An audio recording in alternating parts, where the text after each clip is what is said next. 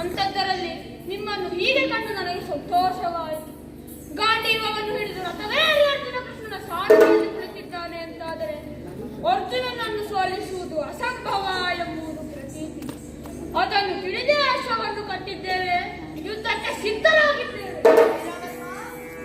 ಫಲಗುಣ ಪೀಡಿತ ಬಲಯುತ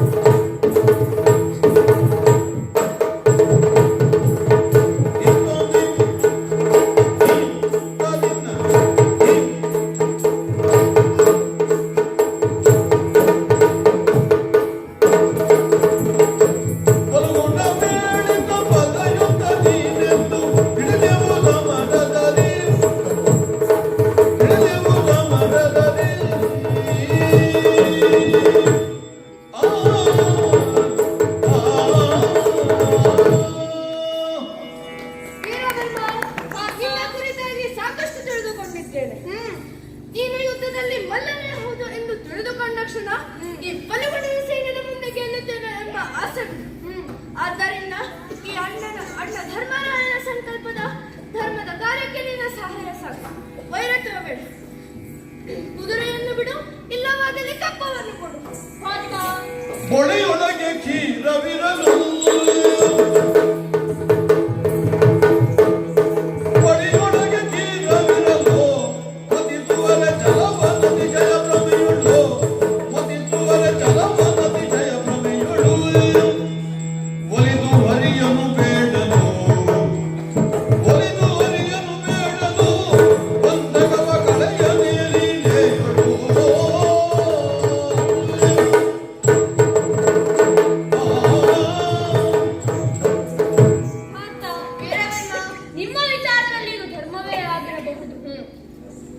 ಆದರೆ ಇದರ ಒಳಮರ್ಮ ಕಪ್ಪ ಸಂಗ್ರಹಣೆ ಮಾಡುವುದು ಏಕೆ ಗೊತ್ತಾ? ಬಳಿಯಲ್ಲಿಯೇ ಹಾಲನ್ನ ಇಟ್ಟುಕೊಂಡು ಬೆಣ್ಣೆ ಪಡೆಯಬೇಕು ಎಂದು ಯಾರಾದರೂ ನೀರನ್ನು ಕಳೆಯುತ್ತಾರೆಯೋ? ಅಲ್ಲದೆ ಬಳಿಯಲ್ಲಿಯೇ ಪಾಪನಾಶಕನಾದಂತಹ ಶ್ರೀಕೃಷ್ಣನಿರುವಾಗ ನಿಮಗೆ ಯಾಗದ ಅವಶ್ಯಕತೆ ಇತ್ತೆ?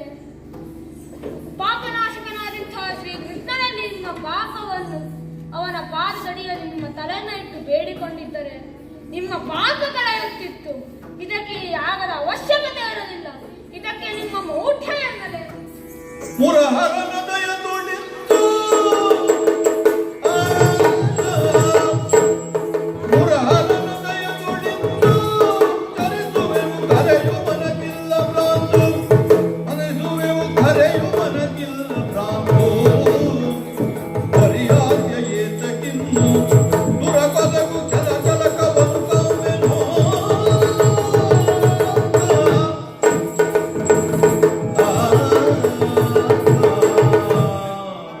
ದೇವರನ್ನು ಹೇಗೆ ಕಾಣಬೇಕು, ಪೂಜಿಸಬೇಕು ಎಂಬುದು ನಮಗೆ ಚೆನ್ನಾಗಿ ಗೊತ್ತು. ಅದನ್ನು ನಿನ್ನಿಂದ ತಿಳಿಯಬೇಕಾಗುತ್ತೆ. ಆದ್ದರಿಂದ ಈ ಕಾಂಡಿಗೆಯ ಎದುರಿನಲ್ಲಿ ನಿನ್ನ ಶಸ್ತ್ರ ಪ್ರದರ್ಶನ ನೋಡೋಣ. ಸಿದ್ಧನಾಗಿ ಮರುಳಾಯನ ಪಾರ್ಥ ಮರುಳಾಯನ ಪಾರ್ಥ ನಿನ್ನಯ ಶರದ ಭಯ ಎನಗಿಲ್ಲ. ಶರದ ಭಯ ಎನಗಿಲ್ಲ. ಶೌರ್ಯ ಪರಿಣಿತ ಬೆರಿದ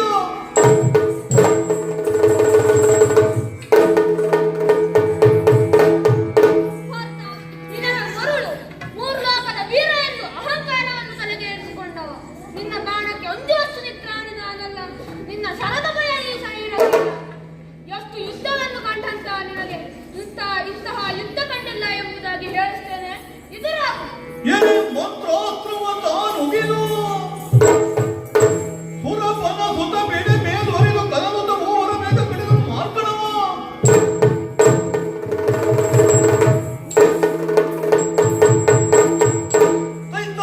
ದೈತ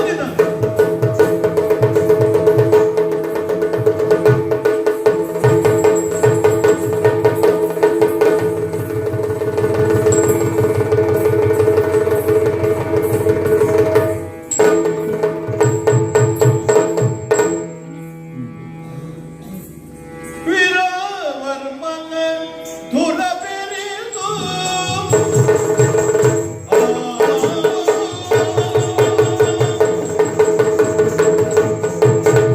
ವೀರವರ್ಮನ ಧುರ ಬೆರಿದು ಪಾರ್ಥ ವೀರವರ್ಮನ ಧುರ ಬೆರಿದು ನಮ್ಮ ದೇವರಾರದು ಜಯಗೈದು ನಮ್ಮ ದೇವರಾರದು ಜಯ ಗ್ರಹಿದು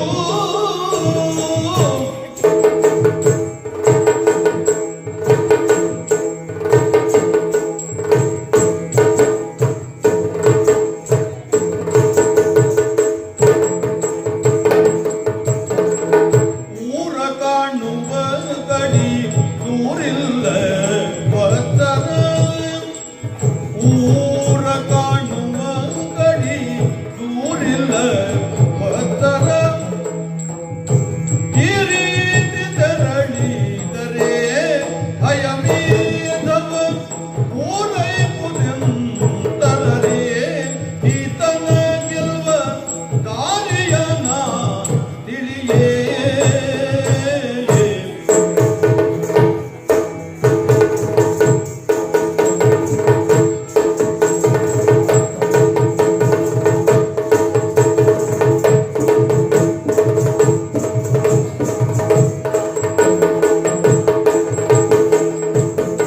ವೀರವರ್ಮನ ದೂರ ಬೆರೆತು ನಮ್ಮ ದೇವರಾರದು ಜಯ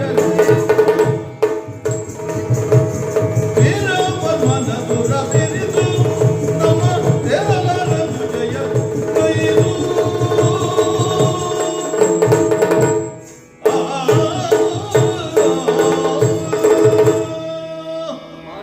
ಕೃಷ್ಣ ನೋಡಿದೆಯಾ ನಮ್ಮ ಸೈನ್ಯದ ಪರಿಸ್ಥಿತಿಯನ್ನು? ಕಾಲಕ್ಕೆ ಅಂಜದಂತಹ ಈ ಬಲ ಇಂದು ತಲೆಬಾಗಿ ನಿಂತಿದೆ ಅಂತಾದರೆ ಈ ವೀರವರ್ಮನ ಶೌರ್ಯ ಅದೆಷ್ಟಿರಬಹುದು?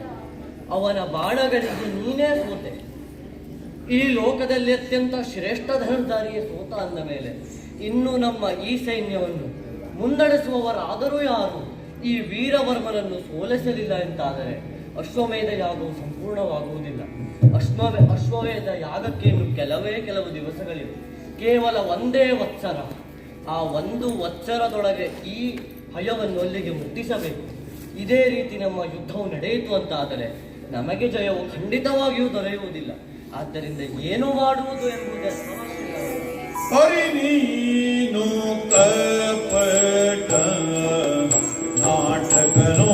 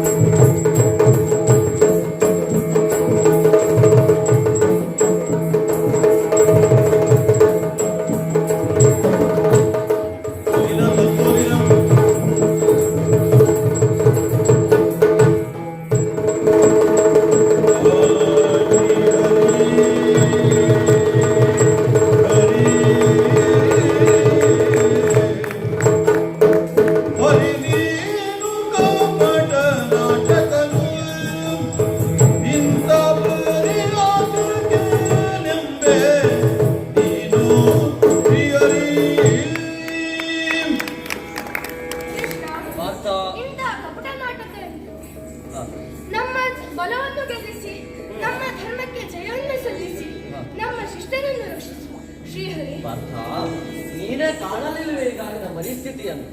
ಆದರೂ ನೀನು ಹೇಳುತ್ತಿರುವ ಮಾತನ್ನು ಮೆಚ್ಚಲೇಬೇಕು. ನೀನು ಮೊದಲು ಹೇಳಿದ ಮಾತು, ನಾನು ಹೇಳದೆ ಹೋದರೆ ಒಂದು ಹುಲ್ಲುಗಡ್ಡಿಯೂ ಅಲುಗಾಡುವುದಿಲ್ಲ ಎಂಬುದಾಗಿ, ಅದೇ ಮಾತನ್ನು ಅನುಸರಿಸುತ್ತಾ ನಿಮ್ಮ ರಕ್ಷಣೆಗೆ ಈಗ ಹೇಳ್ತಾ ಇದ್ದೇನೆ. ಅದು ನಮ್ಮ ರಥದ ಪತಾಕೆಯಲ್ಲಿರುವಂತಹ ಆ ಕವಿಯನ್ನು ಗೊತ್ತಿದ್ದಾನೆ. ಅವನ ನಗೆಯನ್ನು ಈಗಲೇ ಬದಲಾಯಿಸೋಣ. ಅವನನ್ನು ಕರೆಯುತ್ತೇನಂತೆ. ನರನ ನುಡಿಯನು ಕೇಳಿ ಶ್ರೀಯರಿ, ನರನ ನುಡಿಯನು ಕೇಳಿ ಶ್ರೀಯರಿ, ಕರೆದು ಮರುತಾತ್ಮಜನ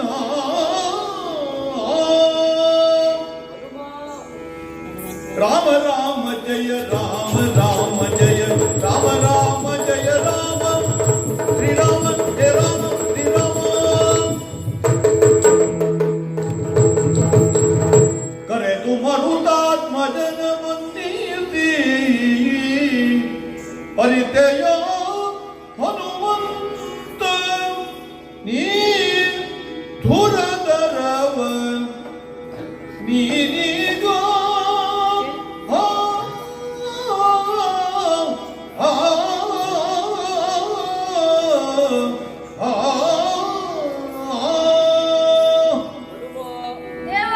ನೋಡಿದೆಯ ನಮ್ಮ ಸೈನ್ಯದ ಪರಿಸ್ಥಿತಿಯನ್ನು?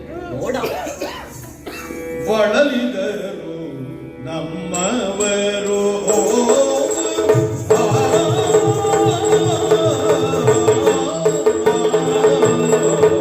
ಬಳಲಿದರು ನಮ್ಮವರು ನಮ್ಮವರು ಬಳಲಿದರು ಬಳಲಿದರು ನಮ್ಮವರು ಪ್ರತಿಭಟ ಅಳವಿಗಾಣುವರಿಲ್ಲ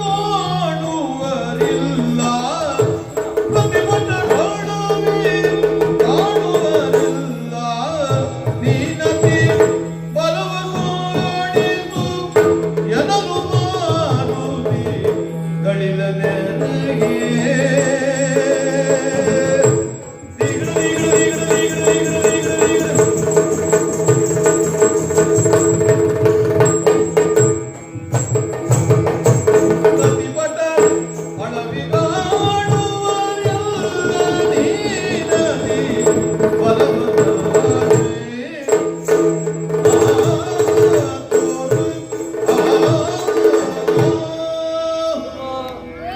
ನೋಡಿದೆಯ ನಮ್ಮ ಸೈನ್ಯದ ಪರಿಸ್ಥಿತಿಯನ್ನು? ಹಾ, ನರಳಿ ನರಳಿ ಬೆಂಡಾಗುತ್ತಿದೆ. ಹಾ. ಕಾಲಕ್ಕೆ ಅಂಜದಂತಹ ಈ ಬಲ ಇಂದು ತಲೆಬಾಗಿ ನಿಂತಿದೆ ಅಂತಾದರೆ ಈ ವೀರವರ್ಮನ ಶಕ್ತಿ ಎಷ್ಟಿರಬಹುದು ಎಂಬುದಾಗಿ ಒಂದು ಬಾರಿ ಆಲೋಚಿಸಿ ನೋಡು. ಹಿಂದೆ ಯಾವ ರೀತಿಯಲ್ಲಿ ನೀನು ರಾವಣನನ್ನು ಸೋಲಿಸುವುದಕ್ಕಾಗಿ ರಾಮನಿಗೆ ಸಹಾಯವನ್ನು ಮಾಡಿದ್ದೆಯೋ ಹಾಗೆ ಎಂದು ನನಗೆ ನೀನು ಮಾಡಬೇಕಾಗ್ತದೆ. ನೋಡ, ಒಂದು ಬಾರಿ ನಮ್ಮ ಈ ಸೈನ್ಯವನ್ನು ನೋಡ. ಬಳಲಿ ಬೆಂಡಾಗಿದ್ದಾರೆ.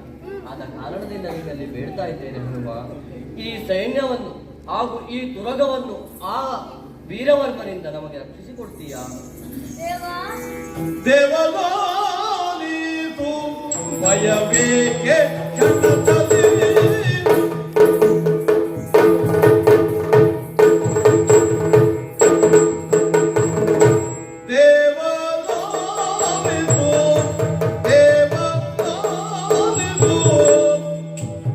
ಭಯ ಏಕೆ ಕ್ಷಣದಲ್ಲಿ ಭಯ ಏಕೆ ಕ್ಷಣದಲ್ಲಿ ಈ ವಿರೋಧಿಯ ಜಯತಿ ಬರುವೆನು ನಿಮಗಿದು ಪರಿಪಾಲಿಸೋ ಈ ವಿರೋಧಿಯ ಜಯತಿ ಬರುವೆನು ನಿಮಗಿದು ಪರಿಪಾಲಿಸೋ.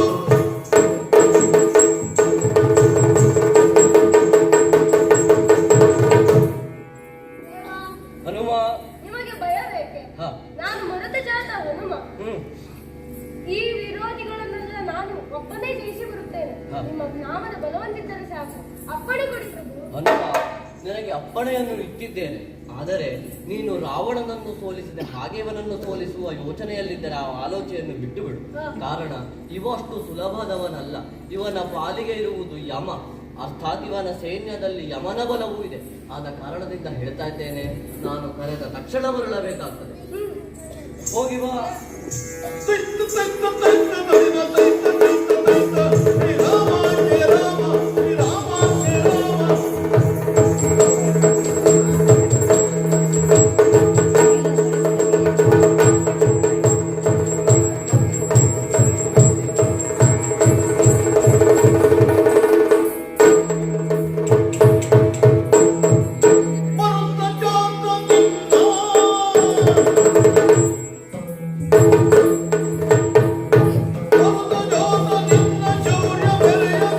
ಇನ್ನೇ ಮೆರೆಯದೀಗ ಇನ್ನೇನೋ.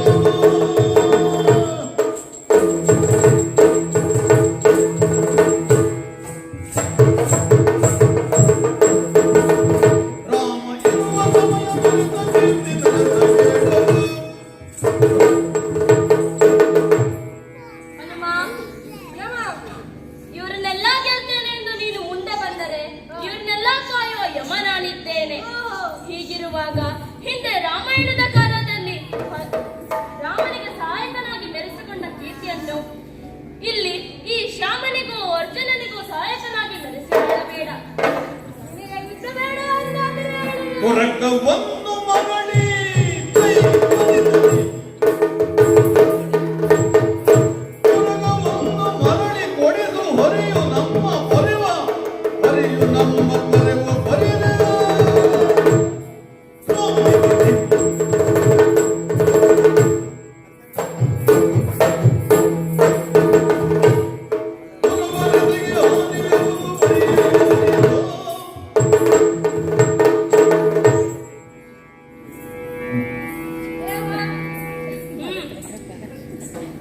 ನೋಡು, ಈ ಯುದ್ಧದಿಂದ ಎರಡು ಸೇನೆಗೂ ನಷ್ಟವಾಗುತ್ತಿದೆ. ಆದ ಕಾರಣದಿಂದ ನಿನಗೆ ಒಂದು ಉಪಾಯವನ್ನು ಹೇಳಿಕೊಡುತ್ತೇನೆ, ಕೇಳು. ಹರಿಯು ನಮ್ಮ ಕಡೆ ಇದ್ದಾನೆ. ಆದ ಕಾರಣ ನೀವು ಅವನನ್ನು ಎದುರು ಹಾಕಿಕೊಳ್ಳುವುದು ಒಳಿತಲ್ಲ. ಈಗ ಯೋಚಿಸಿ ನಿರ್ಧಾರವನ್ನು ಮಾಡು. ತೈತು ತೈತು ತೈತು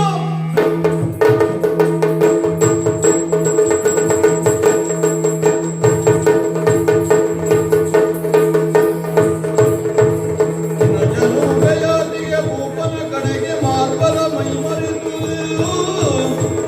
ಕಂಡೆಣಿಸುತ್ತನದನ್ನೆಲ್ಲವನು ವಾತಜಗಿಂದ ಪಾರ್ಥ, ಕೃಷ್ಣ, ನೋಡಿದೆಯಾ ಹನುಮಂತ ಮಾಡುತ್ತಿರುವಂತಹ ಈ ಭೀಷಣ ಯುದ್ಧವನ್ನು? ಇದಕ್ಕೆ ಫಲವೂ ದೊರೆಯುತ್ತಿಲ್ಲ, ಅವನು ಮರಳಿಯೂ ಬರ್ತಿಲ್ಲ. ಒಂದು ಕಡೆ ಅವ ಮೃತ್ಯುವಿನ ಜೊತೆಗೆ ಯುದ್ಧ ಮಾಡ್ತಾ ಇದ್ರೆ, ಮತ್ತೊಂದು ಕಡೆ ಇಲ್ಲಿ ಕಾಲವು ನಿಲ್ಲುತ್ತಿಲ್ಲ. ಈ ಅಶ್ವಮೇಧ ಯಾಗಕ್ಕೆ ಇರುವಂತಹ ಇದು ಒಂದೇ ಒಂದು ಒತ್ತಡ. ಅವನು ಹೀಗೆ ಮಾಡ್ತಾ ಇದ್ದರೆ ನಮಗೆ ಅಶ್ವಮೇಧ ಯಾಗವು ಸಂಪೂರ್ಣವಾಗುವುದಿಲ್ಲ. ಆದ ಕಾರಣದಿಂದ ಅವನನ್ನು ಕರೆತೇನೆ.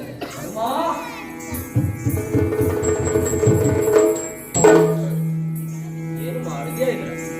ಈ ಯುದ್ಧವನ್ನು ಅತಿ ಕಡಿಮೆ ಸಮಯದಲ್ಲಿ ಮುಗಿಸಬೇಕು ಎಂದು ಹೇಳ್ತಾ ಇದ್ರೆ ಇದು ಏನು ಮಾಡ್ತಾ ಇದ್ದೀಯ? ಮುಗಿಸ್ತಾ ಇದ್ದೆ. ನೋಡ್ತಿದ್ದೆ ಇನ್ನೊಂದು ಸ್ವಲ್ಪ ಹೊತ್ತಾದ್ರೆ ಎಲ್ಲರೂ ಮುಗಿಸ್ಕೊಂಡು ಹೋಗುದೇ. ಈ ಕ್ಷಣಕ್ಕೆ ನಿನಗೆ ಹೇಳ್ತಾ ಇದ್ದೆ, ಈ ಯುದ್ಧವನ್ನು ತನುಬಲದಿಂದ ಗೆಲ್ಲುವುದಲ್ಲ. ಹೇಗೆ ಗೆಲ್ಲುವುದು ಗೊತ್ತಾ? ಹನುಮನಿ ಕೇಳು ಈ ಅನುವರ ಗೆಲುವುದು ತೈ ಹನುಮನಿ ಕೇಳು ಈ ಅನುವರ ಗೆಲುವುದು ಅನುವರ ಗೆಲುವುದು ತನುಬಲದಿಂದ ಸಾಧ್ಯ ತನುಬಲದಿಂದ ಸಾಧ್ಯ ಘನಯುಕ್ತಿಯಿಂದ ನೀನು ಹೆಣತು ನಾ ಬೇಡುವೆ ಘನಯುಕ್ತಿಯಿಂದ ನೀ ಹೆಣತು ನಾ ಬೇಡುವೆ ಎಣಿಸಿದು ಪಾಯವನೊಂದ ಗೋಪಿತಿದಿ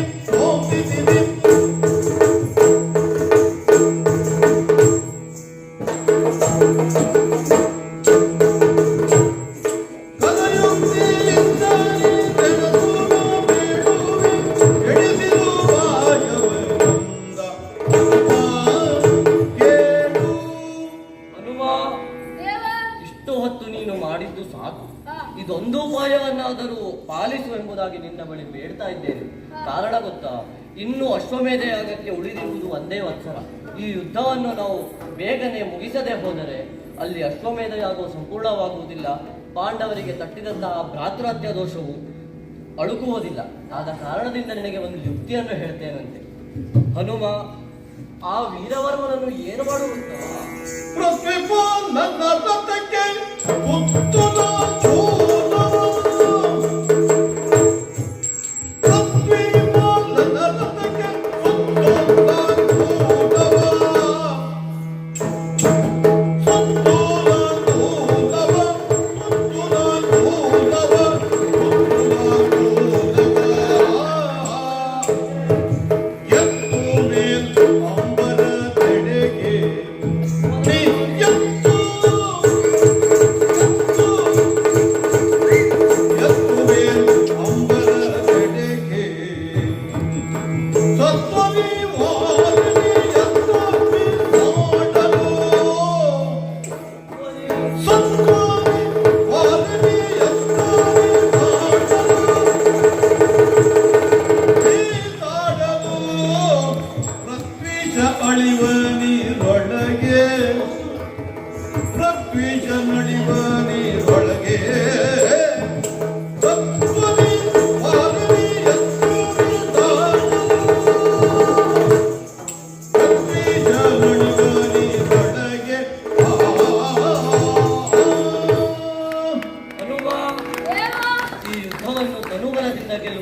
ಅಸಾಧ್ಯ. ಆದ ಕಾರಣದಿಂದ ಒಂದು ಯುಕ್ತಿಯನ್ನು ಹೇಳ್ತಾ ಇದ್ದೇನೆ, ಏನು? ಸರಿಯಾಗಿ ಕೇಳಿಸಿಕೊ. ಹಾ. ಇದೊಂದಾದರೂ ಪೂರೈಸು ಎಂಬುದಾಗಿ ಬೇಡ್ತಾ ಇದ್ದೇನೆ. ಆದ ಕಾರಣದಿಂದ ಆ ಪೃಥ್ವಿಪಾಲನ ರಥವನ್ನು ನಿನ್ನ ಬಾಲ ಇದೆಯಲ್ಲ, ಆ ಬಾಲಕ್ಕೆ ಸುತ್ತು ಅದಕ್ಕೆ ಜೀವನದಲ್ಲಿ ಒಂದಾದರೂ ಕೆಲಸ ಕೊಡು. ಅದು ಹಿಂದಿನ ಯುಗದಲ್ಲಿ ನಾನು ತುಂಬಾ ಕೆಲಸ ಕೊಟ್ಟಿದ್ದೇನೆ. ಈ ಯುಗದಲ್ಲಿಯೂ ಕೆಲಸ ಕೊಡಬೇಕು ಅಂತ ಹಾ. ಈ ಬಾಲಕ್ಕೆ ಕೆಲಸ ಕೊಟ್ಟು ಆ ರಥವನ್ನು ಮೇಲಕ್ಕೆ ಎತ್ತು. ಮೇಲಕ್ಕೆ ಎತ್ತಿದ ತಕ್ಷಣ ನಿನ್ನಲ್ಲಿರುವ ಅಷ್ಟು ಬಲದಿಂದ ಅದನ್ನು ವಾರಿ ಅಂತ ಬಿಸಾಡು. ಹಾ. ಆಗ ಪೃಥ್ವೀಶ ನೀರಿನಲ್ಲಿ ಮುಳುಗಿ ಅಲ್ಲಿ ಸಾಯುತ್ತ. ಹಾಗೆ ಆಗಲಿ ಪ್ರಭು, ಅಪ್ಪಣೆ. ಹೋಗಿ ಬಾ.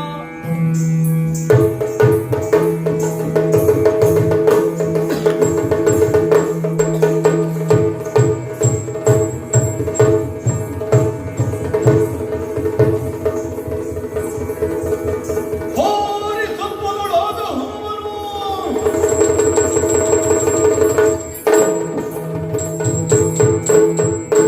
ಹೋರಿ ಸತ್ವದೊಳಾದ ಹನುಮನು ಧಾರಿ ಜನರದಕ್ಕೆ ಬಾಲವ ಹೋರಿ ಸತ್ವದಿ ಬಿಗಿದು ತಾ ಮೇಲನ್ನು ಎತ್ತಿದನು.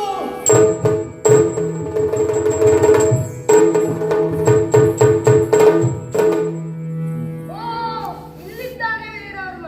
ನಾನು ಕೃಷ್ಣ ಹೇಳಿದಂತೆ ನನ್ನ ಬಾಲವನ್ನು ಉದ್ದಕ್ಕೆ ಬೆಳೆಸಿ ಆ ರಥಕ್ಕೆ ಸುತ್ತಿ ಶರದಿ ಕಡೆಗೆ ಎಸೆಯುತ್ತೇನೆ.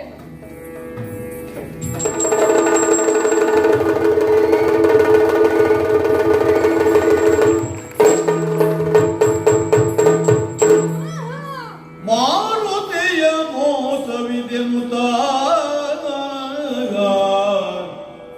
ಮಾರುತಿಯ ಮೋಸವಿದೆನುತ ಆ ಕ್ಷಣದಿ ವೀರವರ್ಮನು ತನ್ನ ಕ್ಷಣದಿ ಕೈ ಹೂರಿ ವಾರ್ತನತೆಯನ್ನು ಸತ್ತುಗಳೆಂದು ಬಿಡಿದಿರವಕ್ಕೆ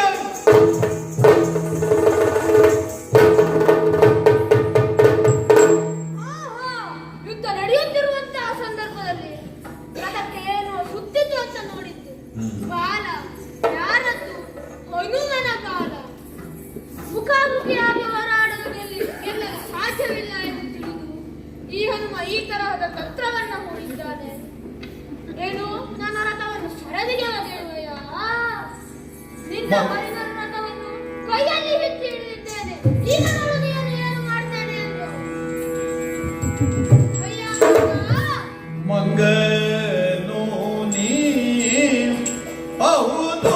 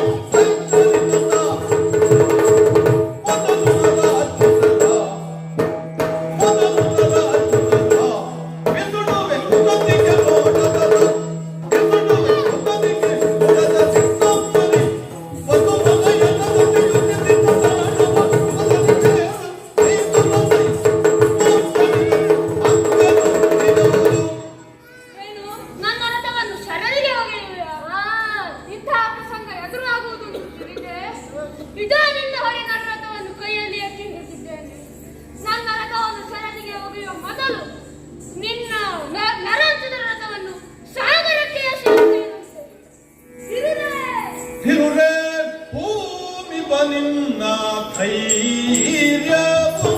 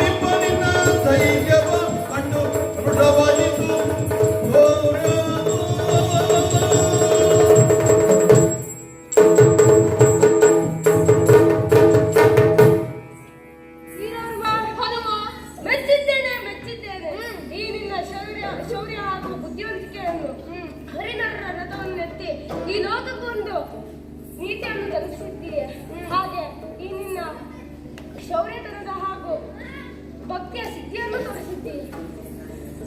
ಏನು ನನ್ನನ್ನು ಹೊಗಳಿ ಏರಿಸುವುದು ಬೇಡ. ಮಂಗನಾಗಿ ನೀನು ಸಮರದಿ